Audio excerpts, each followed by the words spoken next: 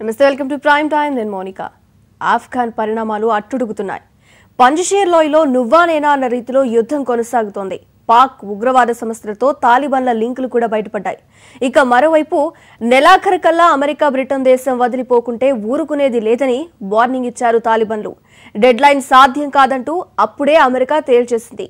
ఆఫ్ఘన్ పరిణామాలు చూస్తుంటే సరిహద్దుల్లో ప్రమాద ఘంటికలు మోగుతున్నాయి. అందుకే కేంద్రం అలర్ట్ అయింది. ఇక కరోనా థర్డ్ వేవ్ ముప్పు మరో నెల రోజుల్లో తథ్యమని చెప్తున్న వేళ తెలంగాణ అనూహ్యంగా స్కూళ్లు తెరుస్తామని నిర్ణయించింది. అటు ఏపీలో ఇప్పటికే తెరిచిన స్కూళ్లలో కరోనా కేసులు కనిపిస్తున్నాయి. మూడో ముప్పుని ఎలా తప్పించుకోవాలన్నది ఇప్పుడు మరందరిని వేధించే ప్రశ్న.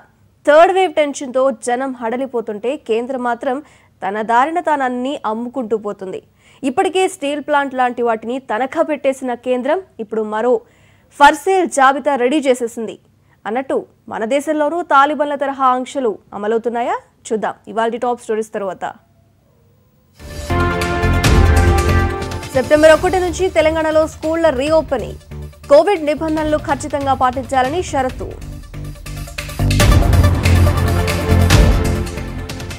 రాజధాని తరలింపుపై తగ్గేదే లేదు. కోర్టును ఒప్పించే విశాఖకు మారుతామన్న బొత్స.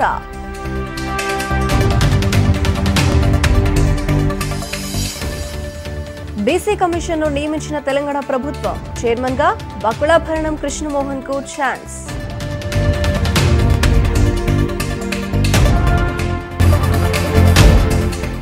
వెలిగొండ ప్రాజెక్ట్ ఆక్రమణ నిర్మాణమే తక్షణం ఆపేయాలి అంటూ కేఆర్ఎంబీకి తెలంగాణ లేఖ.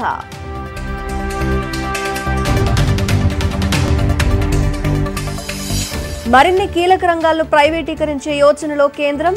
6 లక్షల కోట్ల పెట్టుబడుల సమీకరణల కోసం యత్నాలు. ప్రధాని మోదీతో బీహార్ సీఎం నితీష్ భేటీ. కులాల వారీగా జనగణన చేయాలని డిమాండ్.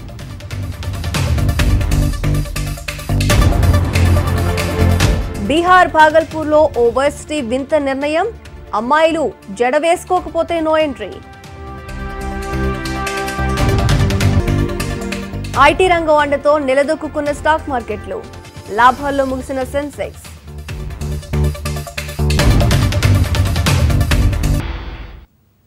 టైం అప్డేట్ చూద్దాం. తెలంగాణలో బడిగంట మోగుతోంది.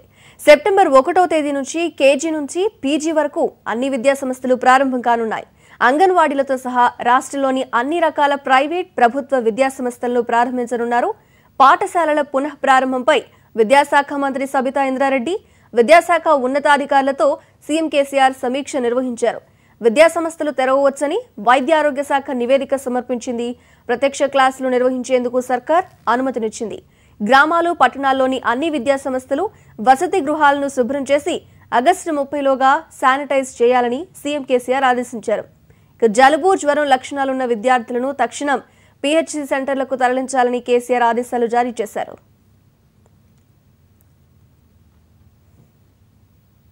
ఊహించిందే జరిగింది. ఏపీలో కరోనా స్కూల్ కాంపౌండ్ దాటేసింది. కృష్ణా జిల్లా ముదినేపల్లి మండలం పెదపాలపర్రు ప్రభుత్వ పాఠశాలలో 10 మంది విద్యార్థులకు కరోనా కన్ఫర్మ్ అయింది. వాతావరణ పరిస్థితుల దృష్ట్యా చాలా మంది విద్యార్థులు జలుబు, జ్వరంతో ఇబ్బంది పడుతున్నారు. దీంతో పాఠశాలలో కరోనా టెస్టులు చేయగా 10 మంది స్టూడెంట్స్ కి కరోనా నిర్ధారణ అయింది.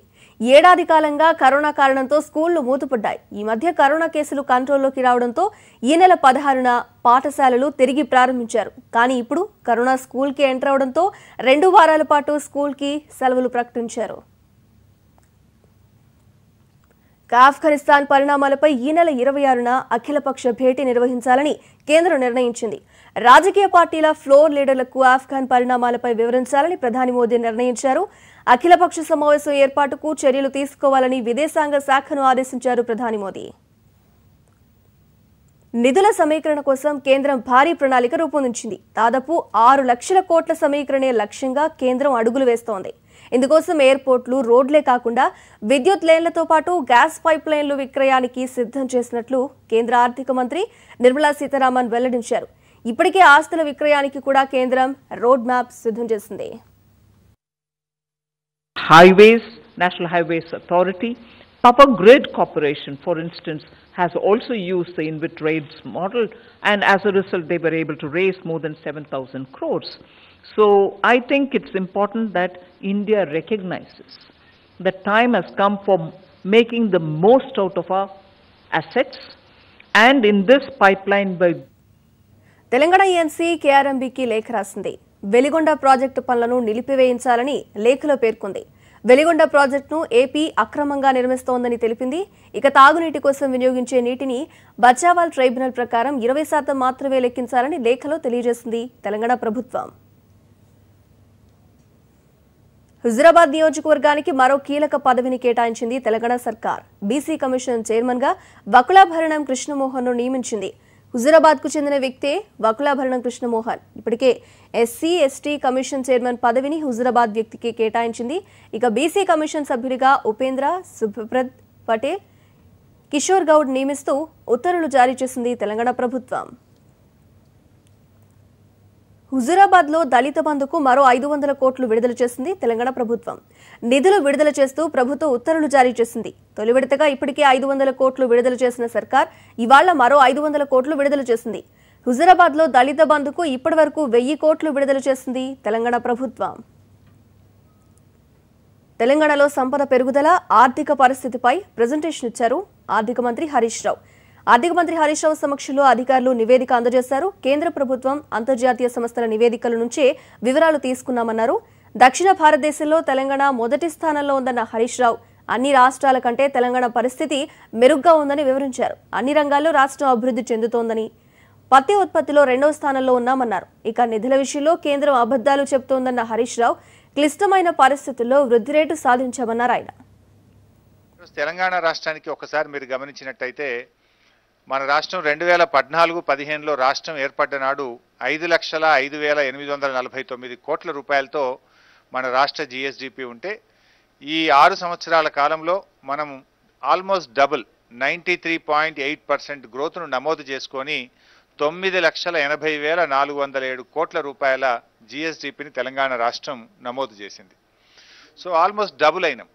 మీరు చూసినట్టయితే తెలంగాణ GSDP 93.8% పెరిగితే ఈరోజు ధనిక రాష్ట్రమని చెప్పుకుంటున్న తెలంగాణలో ఉద్యోగులకు జీతాలు ఎందుకు ఇవ్వటం లేదో అంటూ ప్రభుత్వం చెప్పాలని BJP MLA Raghunandan Rao demand చేశారు. నిరుద్యోగ భృతి ఇస్తామని ప్రకటించిన ప్రభుత్వం ఎందుకు అమలు చేయడం లేదని ప్రశ్నించారు. ఆడిట్ సంస్థలే చెప్తా ఉన్నాయి. కేజీబీవీ స్కూళ్లలో పనిచేసే టీచర్లకి 16 నెలల నుంచి జీతాలు లేవు. ఆర్థికంగా అభివృద్ధి సాధిస్తే, బాగా అభివృద్ధి చెందుతున్న రాష్ట్రం అయితే 16 నెలలుగా కేజీబీవీ స్కూళ్లలో పనిచేస్తున్న టీచర్లకు జీతాలు ఎందుకు రాలేదు? మోడల్ స్కూళ్లలో పనిచేస్తున్నటువంటి టీచర్లకి 11 నెలలుగా ఎందుకు జీతాలు ఇస్తలేరు? ఎందుకు అకౌంట్లు ఎందుకు సీజ్ అయినాయి అనేది ఒక్కసారి చెప్పాల్సినటువంటి అవసరం ఉంది. ఏపీ సీఎం జగన్ ఈ నెలాఖరులో విదేశాలకు వెళ్లనున్నారు. కుటుంబ సభ్యులతో కలిసి ముఖ్యమంత్రి వెళ్లనున్నట్టు తెలుస్తోంది. లండన్, ప్యారిస్ లో 5 రోజుల పాటు సీఎం జగన్ గడపనున్నారు.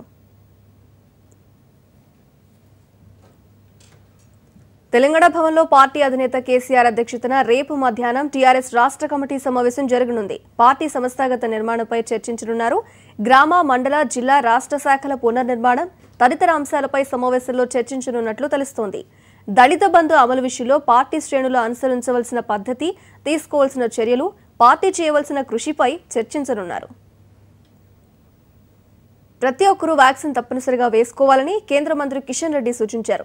హైదరాబాద్ గాంధీ ఆసుపత్రిని సందర్శించిన ఆయన ఆసుపత్రిలో సౌకర్యాలను అడిగి తెలుసుకున్నారు.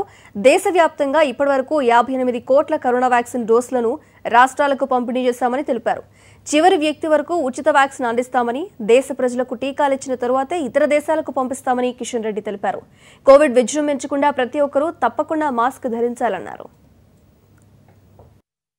దేశవ్యాప్తంగా సుమారు 58 కోట్ల కరోనా వ్యాక్సిన్ డోసులను దేశ ప్రజలకు కేంద్ర ప్రభుత్వం పంపిణీ చేయడం జరిగింది. దేశంలో ఉన్నటువంటి అన్ని వర్గాల ప్రజలకు ఉచితంగా వ్యాక్సిన్ ఇచ్చేటువంటి కార్యక్రమం కొనసాగుతుంది. కాబట్టి ఎవరు కూడా అధైర్యపడకూడదు, ఆందోళన.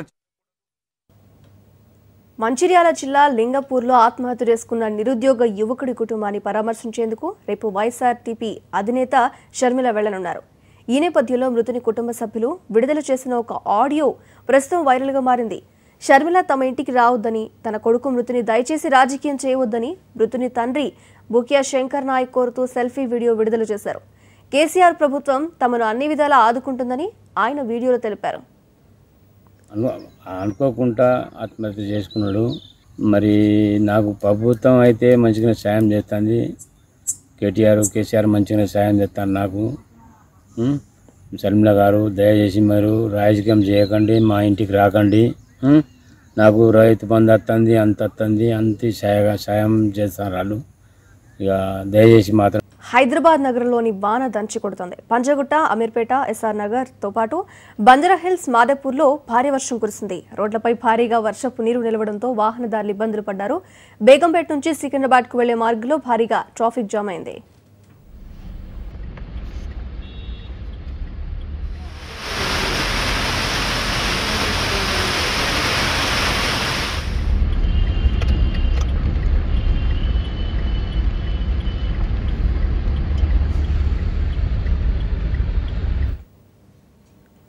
మల్లన్నసాగర్లోకి 3 రోజులుగా నీటిని ఎత్తిపోస్తున్నాయి పంపులు. ఇప్పటి వరకు 2 పంపుల ద్వారా 0.2 టీఎంసీల నీటిని లిఫ్ట్ చేశారు. కాగా ఇవాళ సాయంత్రం నుంచి 6 పంపుల ద్వారా 0.6 టీఎంసీల నీటిని ఎత్తిపోశారు. నిరంతరంగా పంపులను రన్ చేసేస్తున్నారు నీటిపారుదల శాఖ అధికారులు.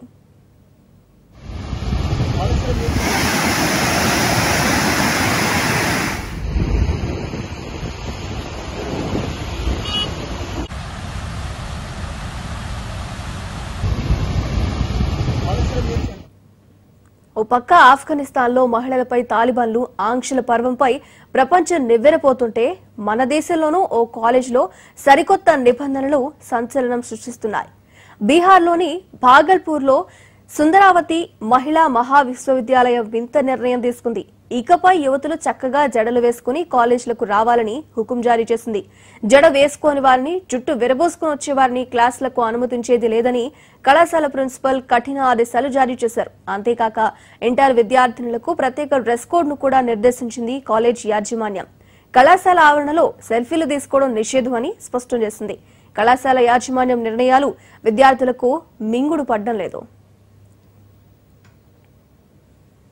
బీహార్ సీఎం నితీష్ కుమార్, ఆ రాష్ట్ర ప్రతిపక్ష నేత తేజస్వి యాదవ్లు ప్రధాని మోదీని కలిశారు. రాష్ట్రంలో కులగణన చేపట్టాలని కోరారు.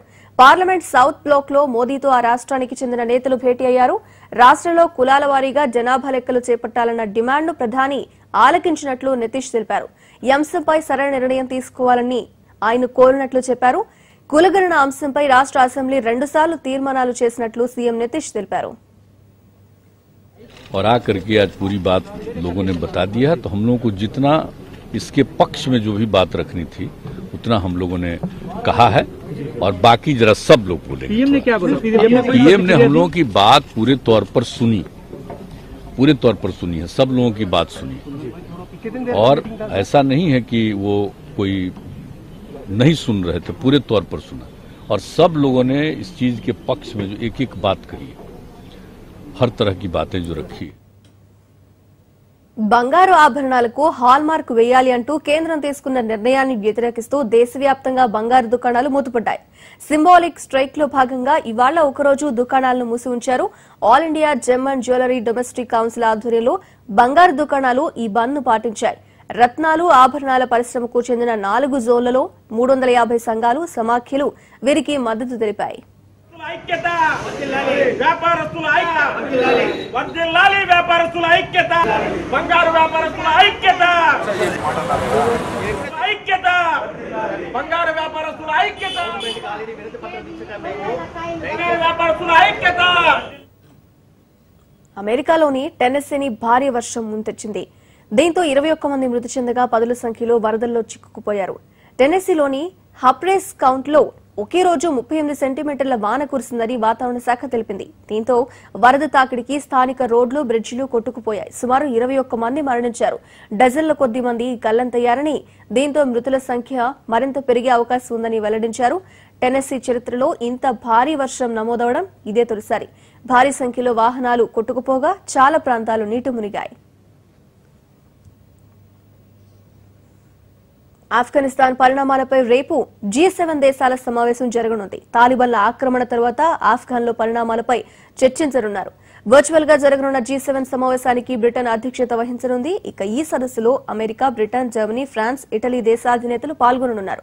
ముఖ్యంగా ఆఫ్ఘాన్ కు సహాయ సహకారాల కొనసాగింపుపై G7 దేశాలు చర్చించనున్నాయి. ఇతర దేశాల పౌరుల సురక్షిత తరలింపు, మానవ సంక్షోభ నివారణపై కూడా భేటీలో చర్చ జరగనుంది. కల్లోలిత ఆఫ్ఘనిస్తాన్ నుంచి భారత్ కు తరలింపు ప్రక్రియ కొనసాగుతోంది. మొత్తం 3 విమానాల్లో భారతీయులు, ఆఫ్ఘాన్ ప్రజాప్రతినిధులు, వారి కుటుంబ సభ్యులతో సహా 390 మందిని ఇండియాకు తరలించింది. 3 విమానాల్లో వీరిని ఆదివారం కాబూల్ నుంచి ఢిల్లీలోని హెండస్ ఎయిర్ బేస్ కు తీసుకొచ్చారు. ఆదివారం నాడు తరలించిన వారితో కలిపి భారతదేశం ఇప్పటిదాకా కాబూల్ నుంచి 590 మందిని భారత్ కు తీసుకొచ్చింది. మరికొంతమందిని ఇవాళ తీసుకొచ్చే అవకాశం ఉంది. ఇందుకోసం కాబూల్ ఎయిర్పోర్ట్ లో భారత అధికారుల బృందం అమెరికా సేనలతో కలిసి తరలింపు మెషిన్ ను సమన్వయం చేస్తోందని తెలుస్తోంది. స్టాక్ అప్డేట్ చూద్దాం. దేశీ స్టాక్ మార్కెట్ సూచీలు లాభాల్లో ముగిశాయి. మధ్యాహ్నం ఐటీ రంగం నుంచి లభించిన అండతో సూచీలు పుంజుకున్నాయి. చివరకు సెన్సెక్స్ 226 పాయింట్ల లాభంతో 55,555 వద్ద స్థిరపడింది.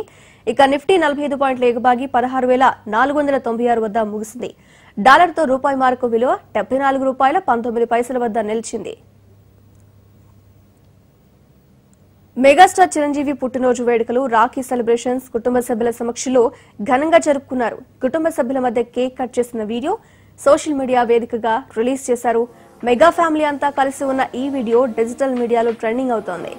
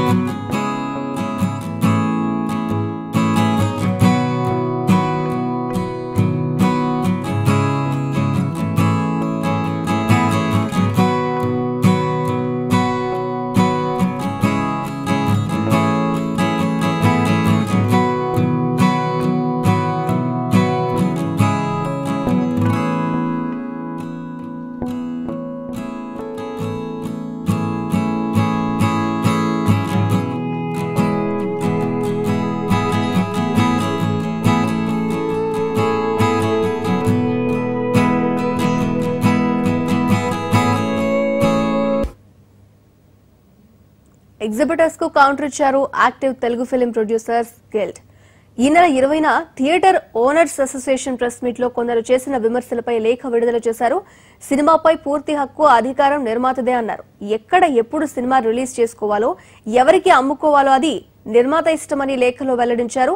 సినిమా మొదలయ్యేది నిర్మాత నుండే అన్న active Telugu film producer guild బహిరంగంగా విమర్శలు చేయడం ఏమిటని ప్రశ్నించారు. నిర్మాతలకు హెల్ప్ అయ్యే విధంగా ఎగ్జిబిటర్స్ ఉండాలన్నారు. నిర్మాతలు, ఎగ్జిబిటర్స్, డిస్ట్రిబ్యూటర్స్ కలిసి ఉంటేనే సినీ పరిశ్రమ బాగుంటుందన్నారు.